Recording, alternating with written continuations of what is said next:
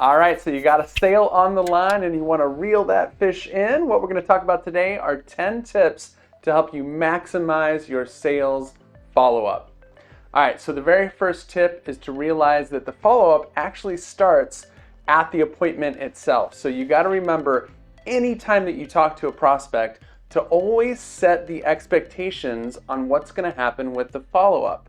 So what I mean by that is, if I'm talking to you, I give you, my pitch, or we talk about the business, you're always going to say, okay, well, what I'm going to do now is I'm going to send this proposal or whatever it might be, and then we're going to meet on Tuesday.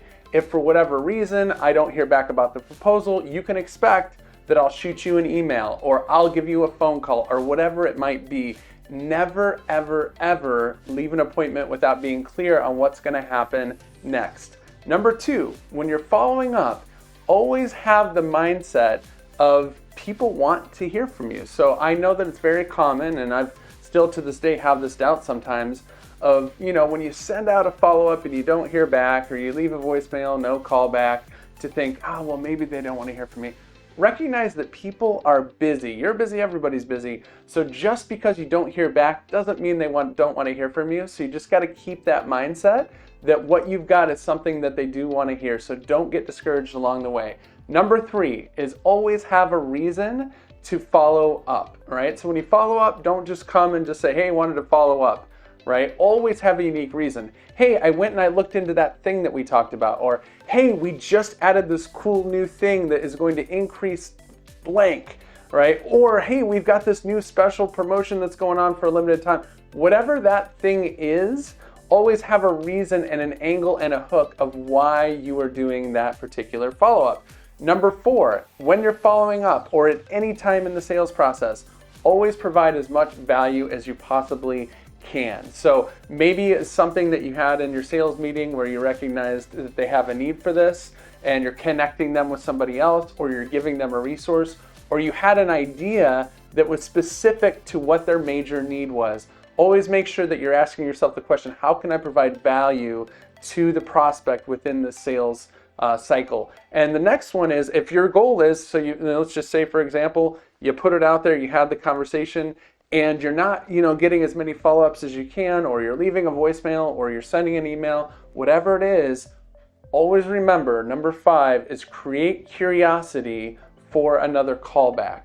That is the number 1 tool that you have in your tool belt, is people wondering, I wonder what it is that they're talking. I wonder what that idea that they had is, or I wonder what that special discount is. Whatever it is, don't give them more than you need to, because it's that curiosity that's going to get them to pick up the phone and actually call you back. Which leads us to number 6, which is always remembering that less is more in your messaging. Some of the biggest mistakes and the biggest regrets.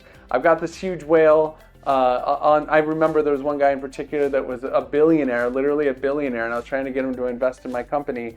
And I sent him this super long email, and as soon as I hit the send button, I go, a billionaire does not have time to be reading my crap. So remember that less is more, pique that curiosity.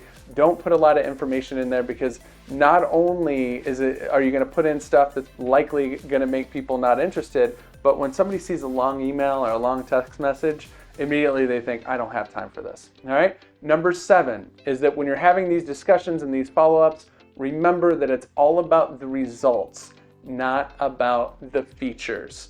Okay, so whatever it is that you discuss with them during your call, whether it is they want to, get more sales, or they want to get better health, or whatever, don't make the follow-up about your bells and whistles. Nobody cares. What they want is a result. So always frame all discussions about how they can get the result, and then use your feature or whatever it is specific to your product to help fulfill that. Number 8 is, while you're doing this follow-up, you're going to want to make sure that you're mixing up your channels of communication. So if you were to send somebody 7 emails in a row, it'd be quite annoying. But if you did a couple emails, and then you did a text message, and then you did a phone call, just kind of mix it up, and because some people communicate better in other channels. And that way it's just sort of this thing where if I feel like I haven't replied back to 3 text messages in a row, there's a point in time in a prospect where they can kind of write you off. But if this text message is the first one I've gotten, now it's something new and fresh, and I'm not worrying about the fact that they haven't responded before. So what you don't want to do is, unless you've got a relationship with the prospect, make them feel guilty about not communicating with you, because then what they're going to do is they're going to just cut off the relationship. All right, number 9 is to stay organized using what I call a tickler file. So this is one I learned from my old man who was in the sales business for many years, sold investments.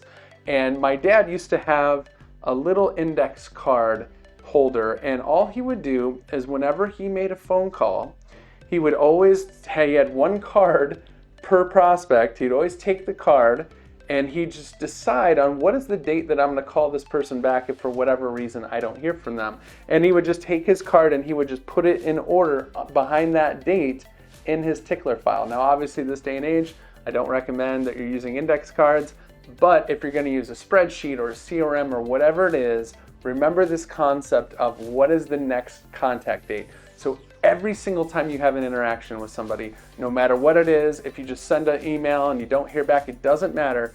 Every time that you send some form of communication or you have a conversation, always mark the date for the next time that you're going to talk to them. So that way you're just, when you show up and you're doing your follow-up, it's just simply a matter of going into your spreadsheet or into your CRM and going, oh, okay, I see that I was supposed to follow up with Bob today, and you set that for, it might be a day, it could be a week, it could be a month. It all depends on how hot the prospect is and what their interest level is.